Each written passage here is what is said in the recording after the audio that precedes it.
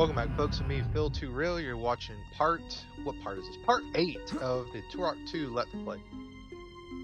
So we just got finishing getting the Primogen key number 1. We put it in its place, right there in the center. And then we're going to go into one of my favorite levels in Turok 2, the Death Marshes. Take it away, Adolf. The Death Marshes.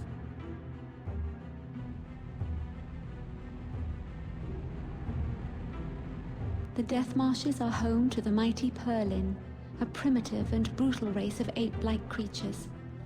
The Purr-Linn regard humans as weak, squeaking insects, and are deeply resentful of the progress humankind has made as the centuries have come and gone. The Primogen has fooled the Purr-Linn into believing that he will turn the lost land over to them once they have helped free him. Little do the Purr-Linn know that the Primogen intends to wipe them out as soon as Turok is no longer a threat. Joke's on you, huh? Though they are unpredictable and untrustworthy, the Primogen has armed the Purr-Linn with a very limited reserve of high-tech weaponry and ammunition. Your mission objectives are as follows. Rescue 5 prisoners. Destroy 3 ammunition storage facilities. Those make big booms. Locate the energy totem and defend it at all costs. Okay, so the Death Marshes. Well, the Death Marshes are, they're home to the mighty Purr-Linn, right?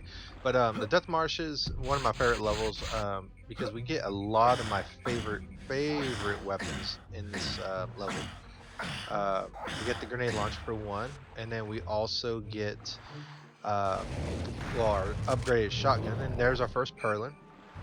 And I will say this about the remastered version of Turok 2, this area is a lot more brighter. And it used to be very, very dark. Even though it was a very dark level, it still remains one of my favorite levels. I love the music in Death Marshes. Very foreboding piece. And then the Purr-Linn, although they were, I don't know, kind of a joke enemy in Turok 1 in my opinion, they are a very, very, very formidable force in Turok 2. Mainly because they come in 3 varieties. They come in the normal Ooga Booga, gonna beat you over the head with my giant arms, like with the old fisticuffs, and then you get some that are gonna have these backpacks with rocks that they're gonna shoot at you with Gatling guns that will, just outright hurt you. And sometimes they'll throw giant boulders at you. But there's also these wasps here that you can take out their nests, and then you can either run away from them like a little sissy girl, or you can, kill them with whatever weapons you want. I'd recommend just taking them out with the war blade. But another dangerous hazard that's going to be in here is the River of Souls. And we don't have the Breath of Life yet. We do get in this level, but it's not going to be until the very end of this level, unfortunately. We'll get our first key here, and then and then there's a third variety of Purr-Linn we won't see until I think the next area, but it's called the Juggernaut, where they have a giant sword. I think you saw it. They can shoot lasers from that sword and everything. They're the more dangerous variety. And then we get these worms, not the subterranean worms from Turok 1 that I liked a lot. I like that design a little bit more, but these worms are kind of boring by comparison. And if you start hearing like a churning sound, like something turning, like a gear, that's going to be a Purr-Linn that has a Gatling gun that's shooting at you with rocks. So you want to make sure you take those out. Explosive weapons work well against the Purr-Linn. Shotguns not so much. Here's a wasp that I was telling you about. You can take out their nest with anything explosive, and you can most definitely take them out with a war blade. You might take a few stings, but they do get annoying. But entrails and raptoids are here, but this is very much a Purr-Linn level. This level and the next one, Lair of the Blind Ones, that's when the raptoids and the entrails start playing a back seat, and it's going to be enemy types unique to that level. So you go back here, you get a little bit of secret area, you get some more tech arrows, more extra 10 life force, that sort of thing. When you're in the mud like here, I find it's just you move faster when you jump. So yeah, when you're in the mud, jump this section of the River of Souls right here, the actual Death Marsh part, if you fall into the water, that doesn't look like it's kind of sort of clear. I know the River of Souls doesn't really look clear, but that looks very mucky and darker green. This one, it will hurt you a lot if you even set foot in it. It won't outright kill you. You'll have like a split second to get back in the on safe ground, but if you stay in there too long, you will die.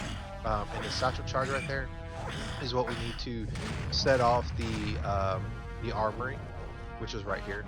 So you can either shoot all the locks, hit them all with your warblade, or you can do what I do, which one tech arrow, blow them all off. And, you know, waste one tech arrow, but you know, tech arrows can be easy to replace.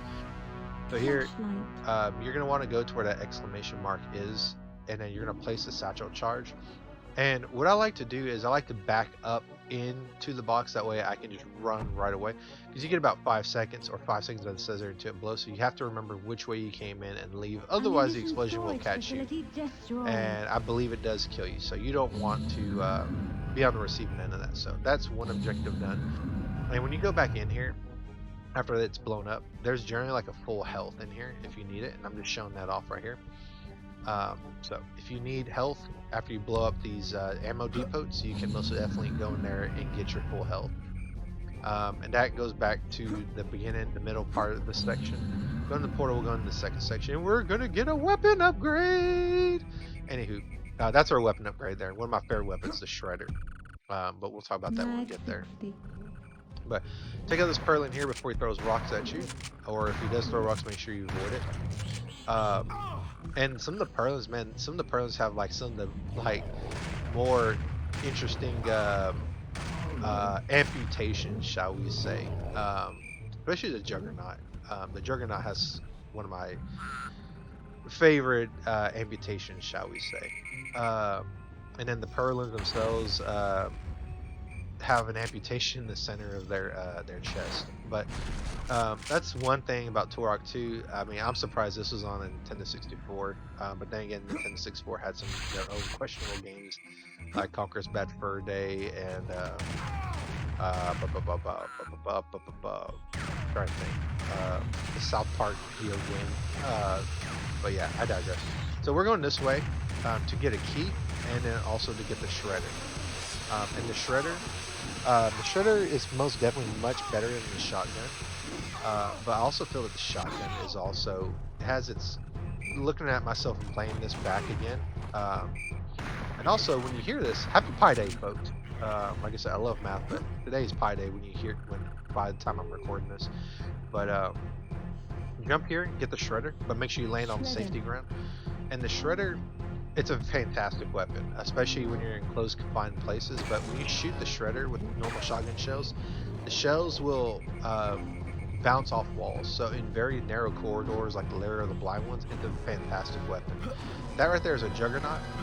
Let me go ahead and switch to tech arrows, and I'm going to show you what these things look like. They're basically bigger Purr-Linn with armor and a sword. And when you face these things, use your better weapons. I'm going to use shotgun shells, I know, against them, but that's not the way you want to take them out. You want to use explosive weapons to take them out.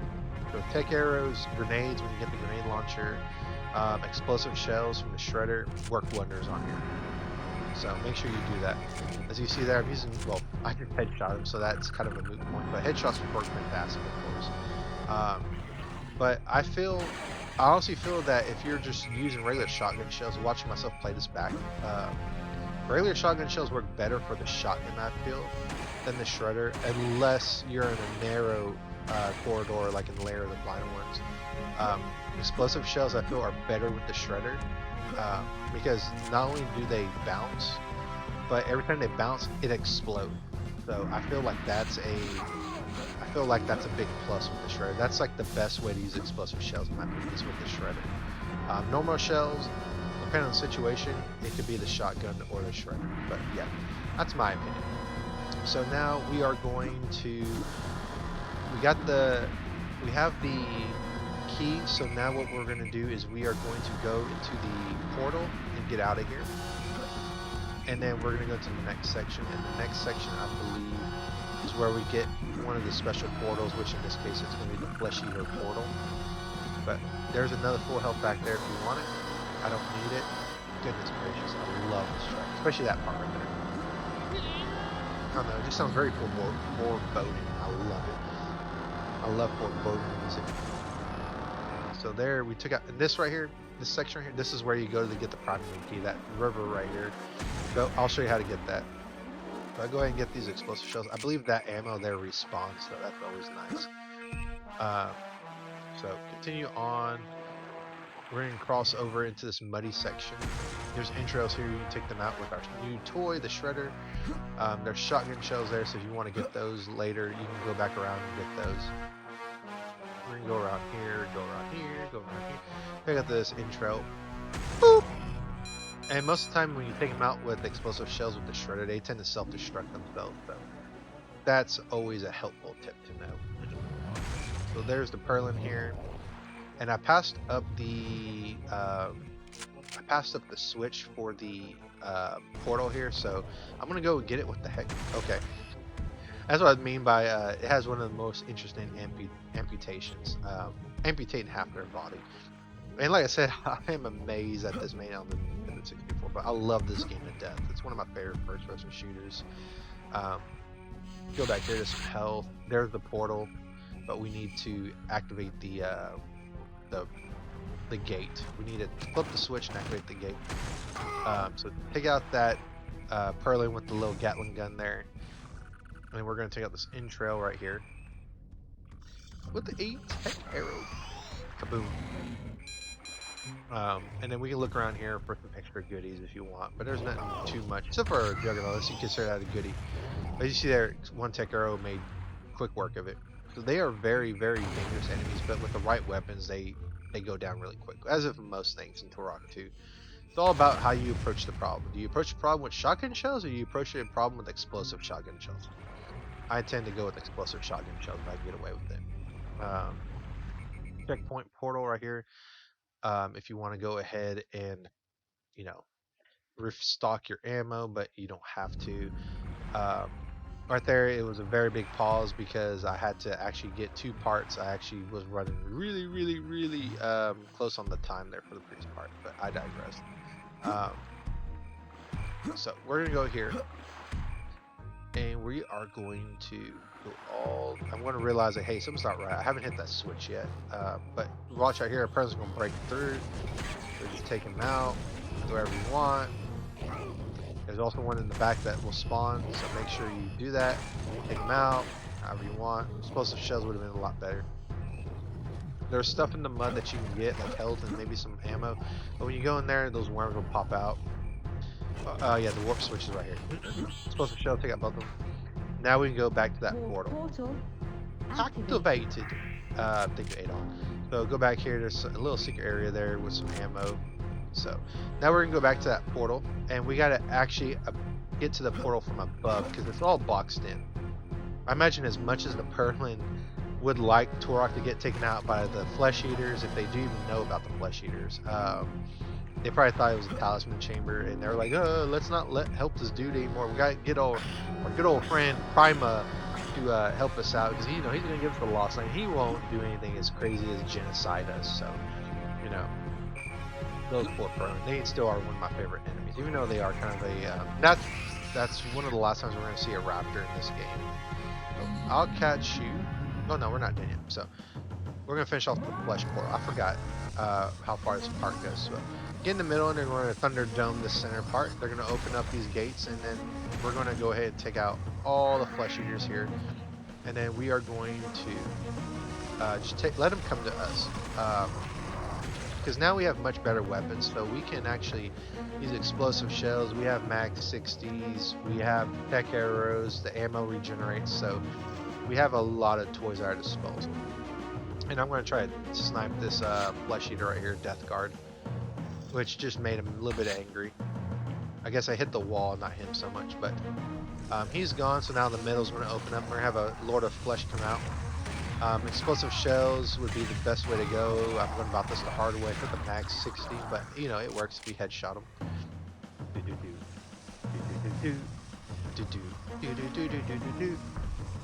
So right here, I'm going to get a little bit of ammo right here.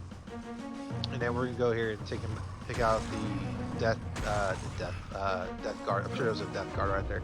But after you take them out, I think a Lord of Flesh will be at the end to guard the nuke part. So just be a little bit aware of that. So he's gone. So now what I'm going to do is I'm going to jump cut after I get all my ammo.